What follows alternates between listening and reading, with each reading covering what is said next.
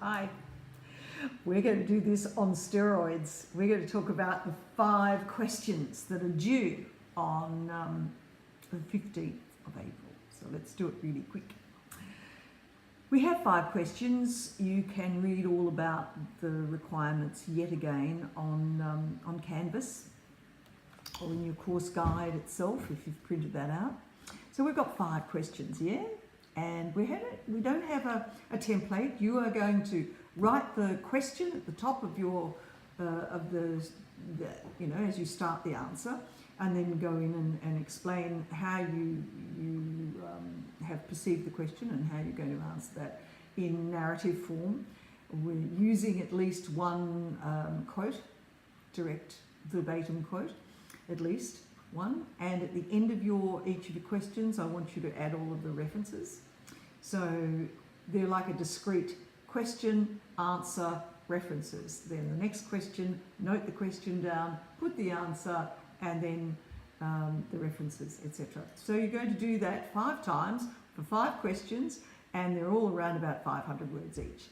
If you want to know whether or not I'm going to be a stickler for exactly 2,600, I'm okay with a little bit of a couple of hundred words either way, but let's not have war and peace.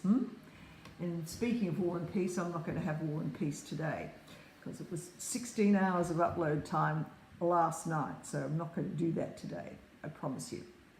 So question 1 was around Brenneman and Fletcher-Jones, how they relate what they did to George et al.'s authentic leadership approach. So in what ways was being authentic not only a strength in Fletcher-Jones' case, but also a weakness? And so there's lots of opportunity for you to go to the stories of both of those people and be able to relate the likes of Fletcher-Jones being buried alive in the First World War, and his stutter and all of those things that created, and where he lived, in the coal mining times, and the fact that there were so many people sick and not treated well by their employers. So all of that formed who he was, why he formed a co-op, etc.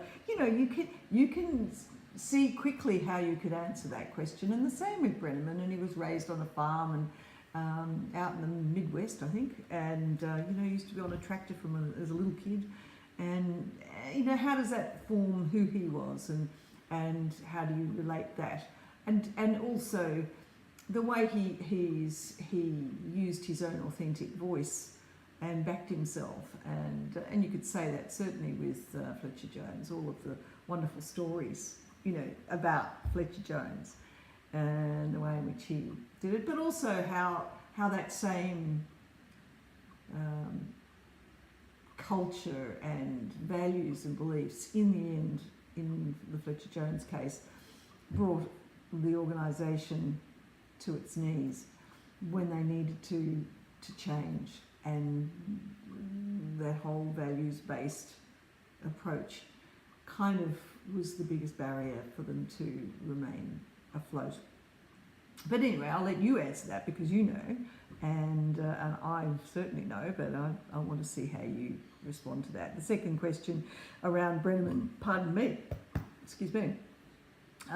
managed all of Smith's 3 paradoxes, and also at the same time how he effectively addresses any two of Cameron's competing values. Well, there are 4 competing values in the competing values framework, that circumflex.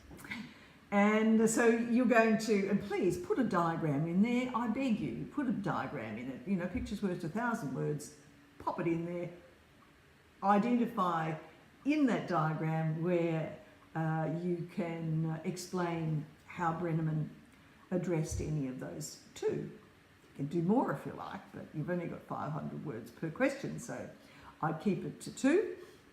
And I'd also obviously be looking at those paradoxes that Smith has mentioned around managing for today or tomorrow, so that paradox, that tension, and also whether we adhere to boundaries or do we cross those boundaries.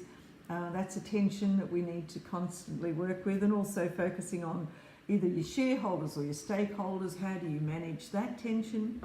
Where you're creating value, you know, if you do it for the shareholder, and then you found that your whole brand has been ruined because stakeholders end up thinking that you're a polluter or something. So yeah, there's these great tensions that we can talk about, and a terrific case study of Continental Airlines gives you that really wealthy story of coming from the very depths of despair to being the #1 airline at that time.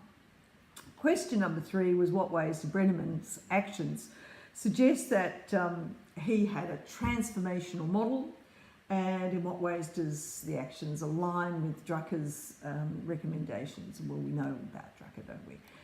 Theory of business and the 3 assumptions of environment, mission and competencies, and also that they all need to be connected, and they all need to be really well understood across the organisation, and they have to be challenged regularly to see if they're still applicable, and so on. So you will look at the article on transformational business model, and you will be able to, because that really does give you some great examples that you will align with Brenneman's story. Case study. So that's number 3. Number 4, explain what Brenneman, how are we going for time? 6 minutes. Okay, I found something on the web so that's number 3, number 4, explain what Roman. What on earth was that about? Have no idea. That was my phone on Siri.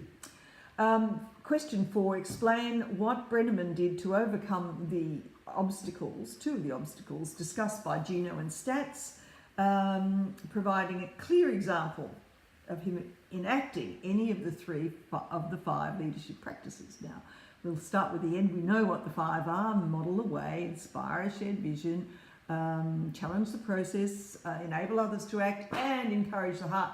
Bingo, there's your 5. So you've got to do 3, give 3 examples of how he's enacted those, and there's heaps, aren't there?